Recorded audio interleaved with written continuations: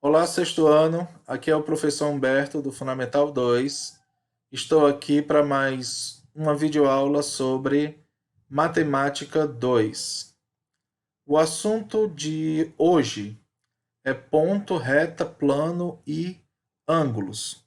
Esses três primeiros, ponto, reta e plano, são base para todas as outras figuras geométricas, entre entes geométricos que nós vamos estudar aí em seguida, tá? São as ideias base. O ponto é uma figura adimensional, ou seja, ela não possui dimensão, que representa uma localização. Talvez a principal função do ponto seja representar uma localização. O ponto ele é representado por uma letra maiúscula qualquer do nosso alfabeto. A maiúsculo, B maiúsculo ou qualquer outra letra, desde que seja maiúscula. O plano ele é infinito. A gente indica um plano utilizando uma letra grega. No caso, eu coloquei três letras do alfabeto grego aí para vocês: o alfa, beta e gama, tá bom? E normalmente ele é representado por um paralelogramo, que é essa figurazinha aí em azul. Lembrando que o plano ele também pode se estender por infinito nas quatro direções. A gente pode esticar esse plano aqui o quanto a gente quiser. A reta também é infinita. Ela é adimensional, ou seja, não possui tamanho. Então não faz sentido eu dizer que uma reta é maior do que outra. E ela é representada por uma letra minúscula do nosso alfabeto, tá? Com relação à reta, nós temos aí também a chamada semirreta. A semirreta, ela é unidimensional, possui apenas uma dimensão. Diferente da reta, ela possui uma origem, ou seja, ela possui um ponto onde ela se inicia, onde ela começa, e depois ela se prolonga infinitamente em um outro sentido. Nesse caso, o sentido do ponto B. Como essa reta se origina no ponto A e passa pelo ponto B, nós chamamos essa semirreta de semirreta AB. Tá bom? E o segmento de reta, que dos elementos que nós estudamos até agora, é o único que é finito. Ele possui dimensão, ele possui tamanho definido. Tá? O segmento de reta é uma figura geométrica definida por dois pontos, geralmente nós chamamos de extremidades. Nesse caso são A e B. Ela começa em A e termina em B, ou então ela começa em B e termina em A, tanto faz. Então esse segmento de reta pode ser chamado de AB ou BA, tá bom? Também pode ser representado dessa maneira. Ângulos. O ângulo é a figura geométrica formada por duas semirretas que a gente acabou de estudar, mas são duas semirretas que têm a mesma origem. Tanto a semirreta RA como a semirreta RH partem do mesmo ponto, que é o ponto R. As duas têm a mesma origem, tá certo? Então, essa região aqui formada entre as duas retas é exatamente o que nós chamamos de ângulos, tá? A gente indica o ângulo exatamente pelo ponto que as semirretas passam e pelo ponto de origem. Nós temos aqui o ângulo ARH, tá bom? Lembrando que o ponto de origem fica aí com um acentozinho exatamente para demonstrar qual é a origem. Ou então posso chamar também esse ângulo de ângulo HRA. É a mesma coisa. Ou ARH ou HRA. É o mesmo ângulo. Tá certo? Nós temos vários tipos de ângulos. Tá? O ângulo mais comum é o ângulo de 360 graus, que corresponde a uma volta completa na circunferência, tá bom? Esse ângulo também é chamado de ângulo de volta inteira, certo? Então, no giro de uma volta ou ângulo de uma volta, os pontos de saída e chegada coincidem. Ou seja, no ângulo de 360 graus, o ponto de onde parte o arco e de onde termina é o mesmo. Ele inicia e termina no mesmo ponto, o que corresponde a um ângulo de volta inteira, 360 graus. Se eu pegar esse ângulo de 360 graus e dividir pela metade, aí eu vou criar o chamado ângulo de meia volta, também chamado de ângulo raso. Se o ângulo completo é 360, então um ângulo de meia volta corresponde a 180 graus, que é a metade de 360, tá bom? Então, esse ângulozinho aqui, observe o formato, é importante a gente observar o formato desses ângulos. Esse ângulo possui 180 graus, em suma, todo o ângulo de meia volta corresponde a 180 graus.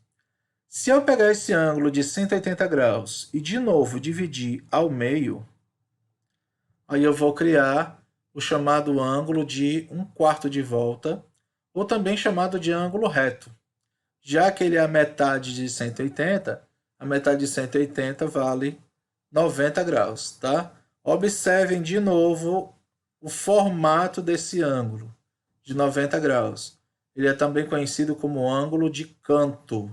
A gente pode encontrar esse ângulozinho aí, por exemplo, no canto da nossa lousa, pode achar no canto da parede, tá? Ou no canto das figuras geométricas como quadrado, retângulo. O formato é bem característico desse ângulo, o ângulo de 90 graus, tá certo? E aí nós temos alguns ângulos que são chamados de ângulos agudos, que são os ângulos menores que 90 graus, ou seja, de 1 até 89. Qualquer um desses ângulos será classificado como ângulo agudo. 1, 2, 3, 4 até o 89. Tá bom? E nós temos o chamado ângulo obtuso. Um ângulo obtuso é aquele ângulo que é maior do que 90 graus, mas não chega a atingir meia volta, ou seja, não chega a atingir 180 graus. Então ele fica exatamente entre 90 e 180, de 91 até 179. A gente pode também observar que esses ângulos têm um formato característico. O ângulo agudo, por exemplo, é qualquer abertura menor do que 90 graus, qualquer abertura que não chegue a 90 graus. Não precisa nem a gente ter um instrumento de medida para a gente classificar o ângulo como ângulo agudo. Assim como o ângulo obtuso. Qualquer abertura que seja maior do que a de 90 graus já é classificado como ângulo obtuso. Não precisa também a gente ter um instrumento de medida para a gente fazer isso aí, tá certo? E uma questão importante a gente analisar aqui, que são os ângulos no relógio de ponteiro, tá? A gente sabe que uma volta completa corresponde a 360 graus, como nós já vimos antes. O relógio ele está dividido em 12 partes iguais, né? Ele vai aqui do 1 até o 12, então são 12 partes iguais. Se eu dividir 360 por 12, eu vou achar 30 graus. Isso quer dizer o quê? Isso quer dizer que cada intervalo desse, de 1 hora, corresponde a 30 graus. Então, se o ponteiro pequeno estiver no 1 e o grande estiver no 12, isso corresponde a 1 hora. Ou seja, o ângulo formado entre os ponteiros é de 30 graus. Se o ponteiro pequeno estiver no 2 e o grande no 12, que corresponde a 2 horas, o ângulo formado é um ângulo de 60 graus, porque nesse caso são dois intervalos, ó, do 12 ao 1 e do 1 ao 2. Se o ponteiro pequeno estiver no 3 e o grande no 12, que corresponde a 3 horas, o ângulo formado é um ângulo de 90 graus. Olha como o formato desse ângulo é clássico. Ó. Formato do ângulo de canto, né? Se o ponteiro pequeno estiver no 6 e o grande no 12, no relógio são 6 horas, isso equivale exatamente a um ângulo de meia volta, tá certo? Ou seja, um ângulo de 180 graus. E assim por diante, cada hora vale 30 graus, correspondente a ângulo, tá certo? Para finalizar, vocês vão lá no módulo 2, na página 127 a 130, e responde as questões lá com relação a ângulos, tá bom?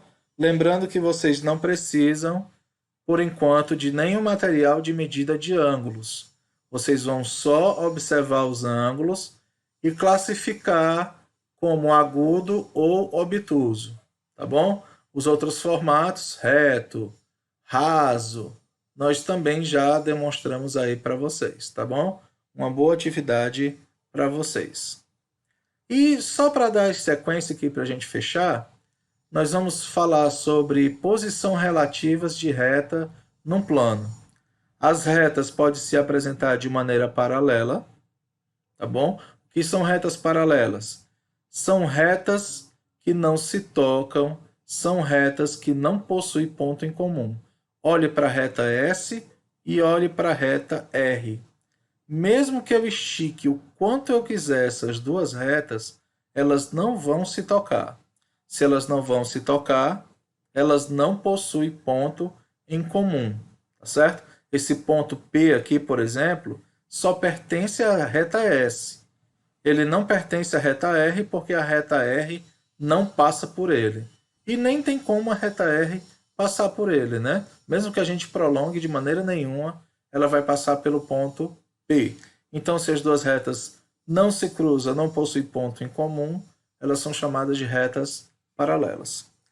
Se elas se cruzam ou possuem ponto em comum, elas são chamadas de retas concorrentes, tá? Nós temos dois tipos de retas concorrentes. Nós temos as chamadas perpendiculares e nós temos as chamadas oblíquas. Quando é que uma reta é chamada de perpendicular? Ela é perpendicular quando elas se cruzam, quando elas se tocam e formam entre si ângulos de 90 graus. Observe que as duas retas aqui, formam um ângulo característico de 90 graus. Então, essas retas são chamadas de perpendiculares. Só lembrando que esse pontinho azul tanto pertence à reta B como pertence à reta A, porque as duas retas passam por ele. Quando as duas retas se cruzam e formam ângulos agudos, ou seja, ângulos que estão entre 0 e 90 graus, elas são classificadas como oblíquas, tá bom? Então, essas duas retas aqui, elas são concorrentes oblíquas, tá bom? E essas duas retas aqui, E e F, à primeira vista, essas duas retas não são concorrentes, né? Porque elas não estão se cruzando. Mas se a gente observar direitinho, se a gente prolongar a reta E prolongar a reta F, vai chegar uma hora em que as duas vão se cruzar. Mais ou menos aqui, nesse pontinho azul. Então, não é preciso que o desenho esteja completo para que a gente classifique essas retas como concorrentes. Se a gente observar que ao prolongar as duas vão se tocar, então elas são classificadas como concorrentes. Ok? Para fechar essa parte de posição relativas de retas, vocês vão lá do módulo 2 e resolvem o exercício da página 133 a 136, tá certo? Uma boa atividade para vocês e não esqueçam de me enviar essa atividade lá pela plataforma, tá bom? Um abraço, até a próxima videoaula.